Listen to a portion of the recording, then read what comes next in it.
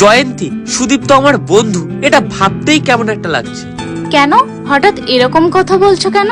তুমি বুঝতে পারছো না, কালকে ওর অ্যানিভার্সারিতে গেলাম, মা বাবার সামনে বউয়ের প্রতি কি না ভালোবাসা দেখাচ্ছে। আরে বউকে ভালোবাসিস ভালো কথা, আড়ালে দেখা কে বারণ করেছে? বুঝলে নিখিল, ওরাই মনে হয় ঠিক করে, তাই তো ওদের দুজনের মধ্যে এত ভালোবাসা। একই পাড়াতে বাস করি, কিন্তু কোনোদিনও দেখলাম না দুজনের মধ্যে ভীষণ অশান্তি হয়। আড়ালের ভালোবাসা না সবসময় আড়ালেই থেকে যায়, কখনো সংসার জীবনে শান্তি বয়ে নিয়ে আসতে পারে না। তোমার মা বা বোন আমাকে যখন অপমান করে, সেগুলো কিন্তু তুমি চোখে দেখেও কোনো প্রতিবাদ করো না। সেই অপমানগুলো কিন্তু আমাকেই সহ্য করতে হয়। আর শুধুমাত্র এই একটাই কারণের জন্য আমাদের স্বামী স্ত্রীর মধ্যে দিনরাত অশান্তি লেগেই আছে।